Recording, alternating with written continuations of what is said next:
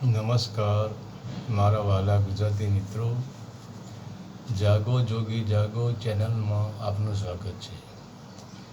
તો આજે આપણે વાત કરીશું કે આપણે જે શબ્દ બોલી રહ્યા છીએ એ શબ્દ જ આપણું કલ્યાણ કરી શકે છે. તો મારા વહાલા મિત્રો, ક્યાંય ભાગવાની જરૂર નથી, ક્યાંય જંગલ પહાડોમાં જવાની જરૂર નથી. કેમ કે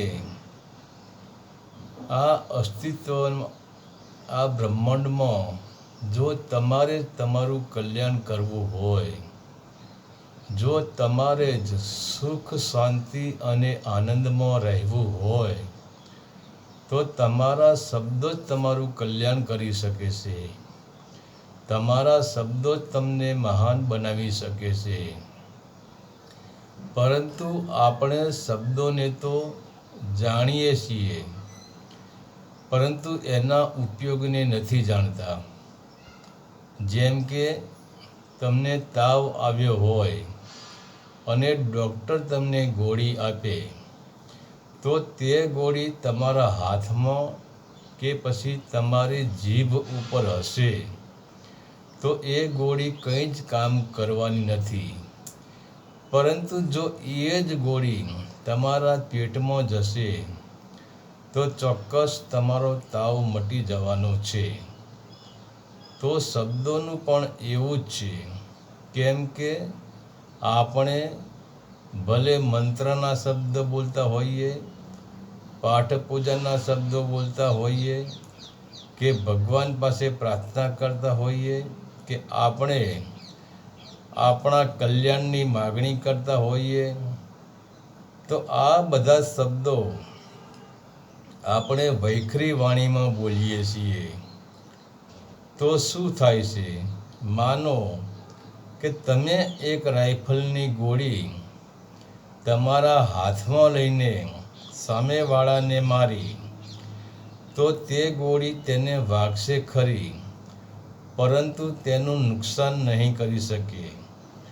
પરંતુ એ જ ગોળી તમે રાઇફલમાં લગાવીને મારી તો સામેવાળાના પ્રાણ લઈ લેશે.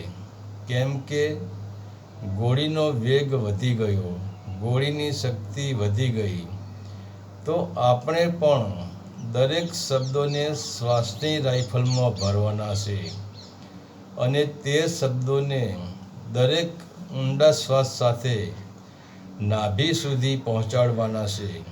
અને આપણા તે શબ્દો નાભીથી ટકરાય છે ત્યારે સકારાત્મક ઉર્જા સીધી ચેતનામાં સ્ફુરણ લાવે છે અને તે શબ્દો, તે સકારાત્મક ઉર્જા બ્રહ્માંડમાં મળે છે.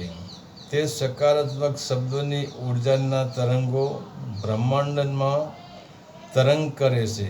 તો આપણે કહીએ છીએ કે ભગવાન ભાવનાના ભૂખ્યા છે. તો આ બ્રહ્માંડ એ જ ભગવાન છે અને બ્રહ્માંડ તમારા શબ્દોને ઓળખી શકતું નથી, પરંતુ બ્રહ્માંડ તમારા શબ્દો સાંભળી શકતું નથી.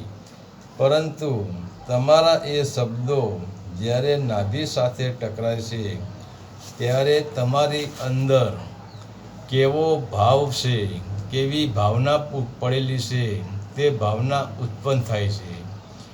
એ જ ભાવ ચેતના દ્વારા બ્રહ્માંડને મળે છે અને આપણે સાદી ભાષામાં કહીએ છીએ કે ભાઈ, પ્રકૃતિ પાસે તમે જેવું માગ્યું હોય એવું મળે. તો જો તમારા શબ્દો સકારાત્મક હશે, તમારો ભાવ સકારાત્મક હશે, તો એ જ પ્રકૃતિ, એ જ બ્રહ્માંડ જેવી તમારી ભાવના હશે એવી જ ઉર્જા તમને આપશે. તો એક પ્રયોગ કરો. ભલે તમારામાં રોગ હોય, પરંતુ સ્થિર બેસીને દરેક પ્રકારના વિચારોને હટાવીને ચિત્તને સ્થિર રાખીને એવું બોલો કે હું સંપૂર્ણ સ્વસ્થ છું. તો આ શબ્દો તમારો ભાવ થઈ જશે અને આ ભાવના તરંગો પ્રકૃતિમાં એટલે કે બ્રહ્માંડમાં વાઇબ્રેટ થશે. તો બ્રહ્માંડ તેની સ્વસ્થ થવાની ઉર્જા તમારામાં મોકલે છે અને એક દિવસ તમે સંપૂર્ણ સ્વસ્થ હશો. અને જો તમારા શબ્દો નકારાત્મક હશે તો તે શબ્દ નાભી સુધી પહોંચી શકવાના નથી અને પહોંચી પણ શકે તો પણ સામે તમને નકારાત્મક ઉર્જા જ મળવાની છે. હરિ ઓમ તત્સત. આદેશના પ્રણામ.